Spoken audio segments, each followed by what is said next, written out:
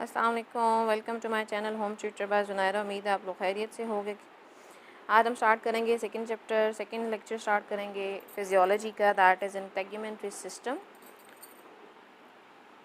सबसे पहले कंटेंट्स की तरफ मूव करते हैं। तो सबसे पहले हमें पता होना चाहिए जो हम सिस्टम स्टार्ट कर रहे हैं वो बेसिकली सिस्टम है क्या, उसकी डेफिनेशन क्या।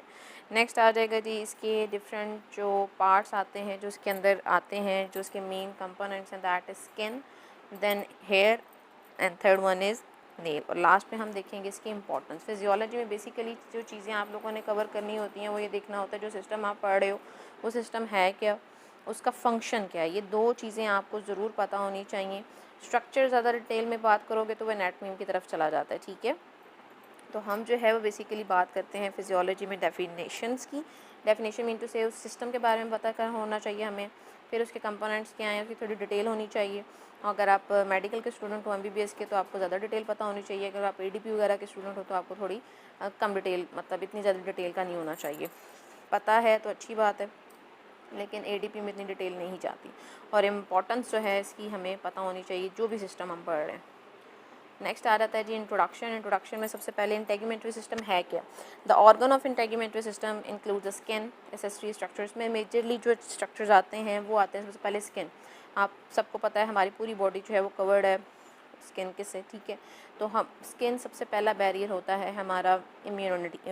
कोई भी चीज़ अगर हमारी बॉडी में एंट्री ले रही है, कुछ भी हो रही है, सबसे पहले जो फेस करेगी इस चीज़ को दैट इज स्किन। नेक्स्ट उसके जो एसेसरी स्ट्रक्चर्स आ जाते हैं hair, nails and glands. Gland में हम दो ग्लैंड्स की बात करेंगे, सेबेशियस ग्लैंड और स्वेट ग्लैंड, ठीक है। नेक्स्ट आ जाता है dermatology. Dermatology is a branch in which basically discuss about the diagnosis and treatment of disorders of integumentary system.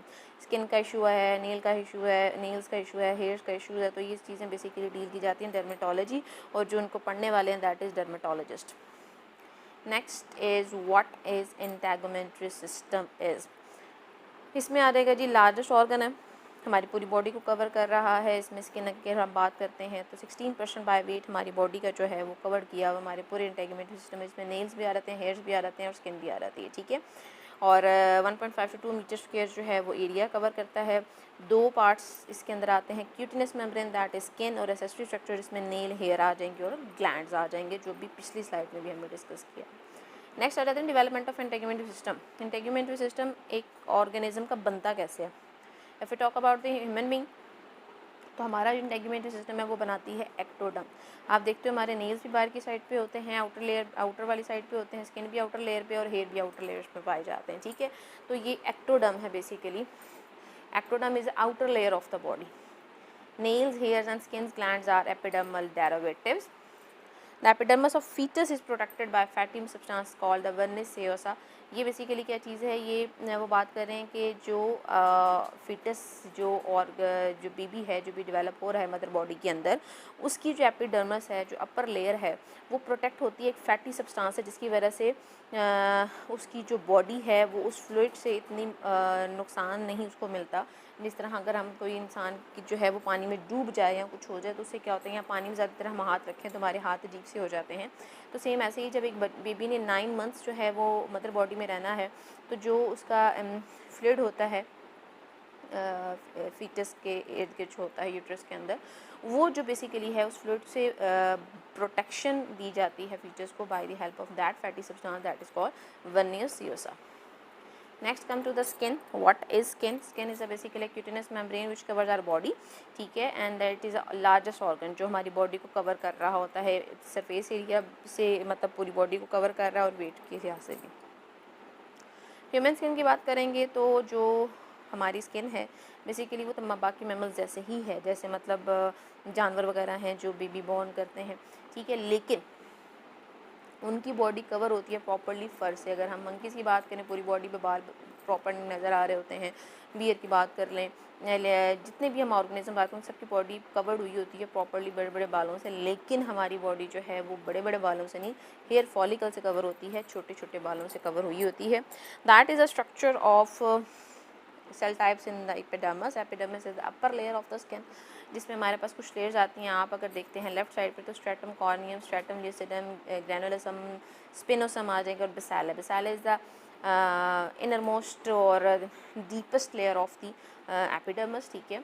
और ऊपर देख लो डेड केराटिनोसाइट्स लिखे हुए हैं। डेड केराटिनोसाइट्स बेसिकली क्या है, जब हम अपने हाथ रब कर रहे होते हैं नॉर्मली भी, तो हमारे जो डेड केराटिनोसाइट्स होते हैं, हमारी जो स्किन डेड हो चुकी होती है वो शेड ऑफ होती जाती है, ठीक है।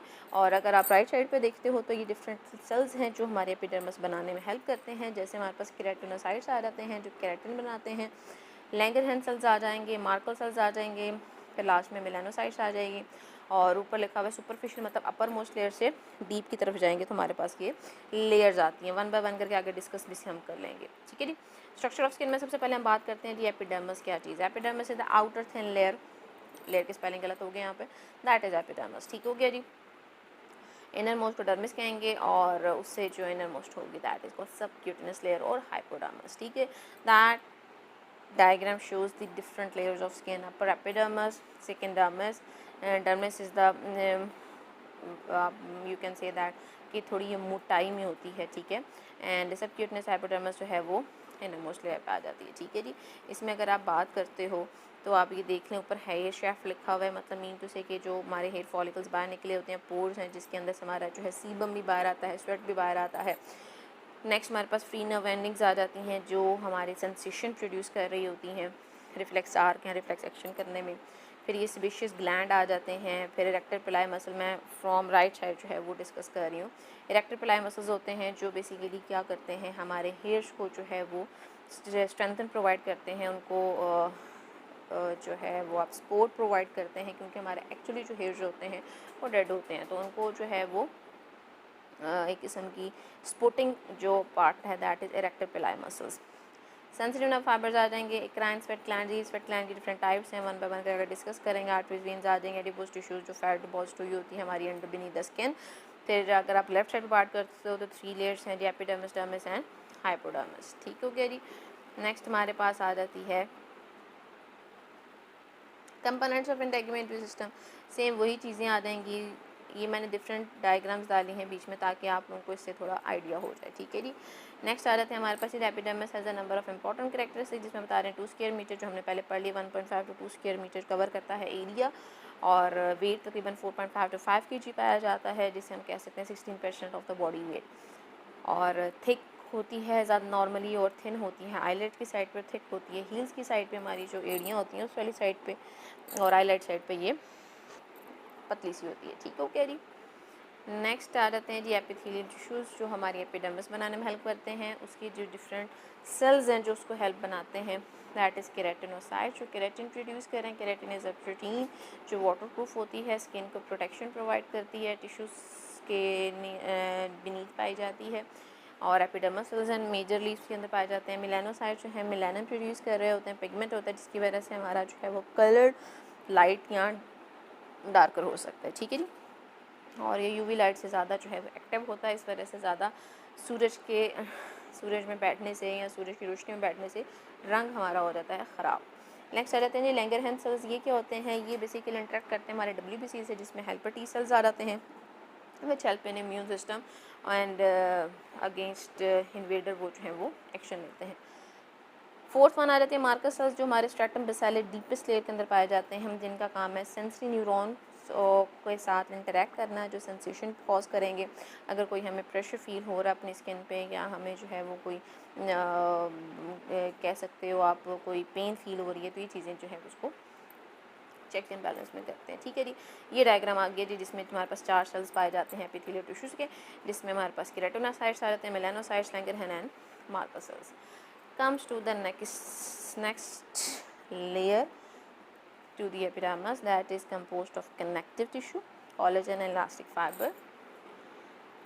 थिकनेस इसकी वेरी कर सकते हैं, पाम्स और शोल्स वाली साइड पे, मतलब हमारे जो पाम्स होती हैं जो हथेलियाँ होती हैं साइड पर, शोल्स वाली साइड पे ज़्यादा थिक होती है, थिन होती है आईलेट की साइड पे।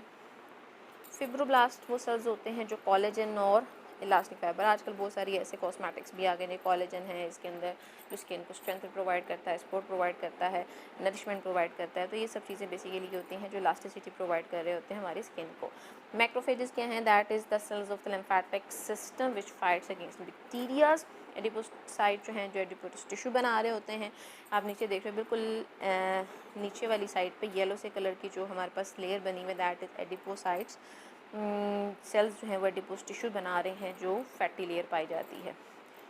नेक्स्ट हमारे पास आ जाते हैं जी, 2 रीजन्स होते हैं डर्मिस के, पेपलरी रीजन्स होते हैं जिसके अंदर डर्मल पेपिला पाए जाते हैं, जिसमें फिंगर लाइक प्रोजेक्शंस पाई जाती हैं हमारी बॉडी पे, हमारी फिंगर्स वाली साइड पे या हमारी स्किन के ऊपर जो ऊपर पैटर्न सा बन रहा होता है वो बेसिकली पेपलरी रीजन्स होती हैं। Contains capillary loop which furnish nutrients to epidermis. They are arranged on the definite pattern on the palm of hands and soles. हमारी हाथों और पैरों वाली साइड पे जो डिफरेंट लूप्स बने हुए होते हैं, रिजेस बने होते हैं सरफेस पे, जो फ्रिक्शन प्रोवाइड करते हैं, हमें चीज़ों को कैरी करने में आसानी होती है। अगर बिल्कुल हमारे ये जो फिंगरप्रिंट्स वगैरह नहीं बने होते तो हम चीज़ों को ईजिली कैरी ना कर सकते। तो ये बेसिकली पेपलरी रीजन जो है वो डर्मिस का होता है। नेक्स्ट आ जाते हैं जी reticular layer, that is the deepest region. It contains the blood vessels, sweat और oil glands and deep pressure receptors में पसीने का आपस आ जाते हैं। फैगोसाइट्स आ जाएंगे जो हमारी बॉडी के अंदर इन्वेडर्स मूव कर रहे हैं उनको किल करेंगे। और कोलेजन स्ट्रेस फाइबर्स आ जाते हैं जो स्किन को स्ट्रेंथन प्रोवाइड करते हैं, इलास्टिसिटी प्रोवाइड करते हैं। ये हमारे पास डर्मिस का रीजन आ गया है। एपिडर्मिस का हमने पीछे पढ़ लिए थी, 4 सेल्स को बनाने में हेल्प करते हैं। ये पेपलरी रीजन्स आ जाते हैं जो रिजिस कॉज करते हैं। रेटिकुलर लेयर्स आ जाएगी, नेक्स्ट क्यूटिनस प्लेक्सस में आ जाएंगे, ठीक है जी। फिर वो अगेंस्ट वो आ जाते हैं, वही लेयर्स आ गए हैं, स्ट्रेटम, कॉर्नियम, लुसिडम, बेसेले वगैरह इस साइड पे।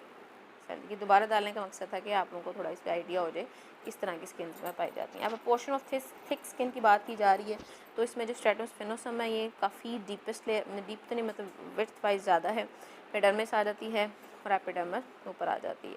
नेक्स्ट फंक्शन की बात करेंगे अब हम, चूँकि जो है वो इंटेगमेंट रीजन का पहला पार्ट कंप्लीट करने वाले हैं स्किन, तो उसके फंक्शन आ जाएंगे हमारे पास। स्किन हमें प्रोटेक्शन प्रोवाइड करती है, बैरियर प्रोवाइड करती है against pathogens, and sensation cause करती है जिसकी वजह से flex arc, flex section, vibration feel जल्दी कर सकते हैं। हमारी बॉडी में कोई छोटी सी चूंटी भी चल रही होगी कहीं पे, वो हमें फील हो जाती है। इवन कोई बाल वगैरह जो है वो ऊपर लग रहा होता है तो हमें फील होती है वो सेंसेशन। तो सेंसेशन कॉज जो हो रही होती है वो स्किन, काफ़ी उसका मेन जो रोल है वो स्किन का ही। हीट रेगुलेशन जो है, अगर गर्मी ज़्यादा होती है तो स्वेटिंग कॉज करना शुरू कर देती है, और अगर ठंड ज़्यादा होती है तो कॉन्स्ट्रिक्शन होना शुरू हो जाती है, जिसकी वजह से हमारे पास क्या होता है, बॉडी के अंदर टेम्परेचर बैलेंस होता है, ठीक है जी। तो ये हमारे पास आ जाते हैं। ये वाउंड हीलिंग इंशाल्लाह फिर पढ़ेंगे। इसका जो पहले मेन चीज़ है वो मैं ख़त्म करना चाह रही हूँ, उसकी इंपॉर्टेंस क्या है स्किन की। स्टोरेज और सिंथेसिस, हम विटामिन डी हमारी स्किन बनाना शुरू कर देती है when we setting under the sun. Next आ जाता है जी एक्सक्रीशन, स्वेट कॉज करती है, मतलब स्वेटनिंग का एसेट जो है, जो पसीना आता है वो हमारे एक्सक्रीटरी सिस्टम में इतना रोल प्ले नहीं करता, लेकिन क्या है कुछ हद तक जो है वो यूरिन की निस्बत हमारी बॉडी में से वेस्ट जो है वो रिमूव कर देता है, जो सॉल्ट्स वगैरह आ जाते हैं, एब्जॉर्प्शन आ जाते हैं जी। हमारे बॉडी में छोटे छोटे पोर्स होते हैं जिसके थ्रू गैसेस डिफ्यूज़ हो सकती हैं बॉडी के अंदर। नेक्स्ट स्किन अपेंडेजेस इंशाल्लाह नेक्स्ट लेक्चर में पढ़ेंगे। यहाँ तक अल्लाह हाफ़िज़। और कोई क्वेश्चन होगा तो ज़रूर कमेंट सेक्शन में पूछिएगा। फ़ी अमान अल्लाह।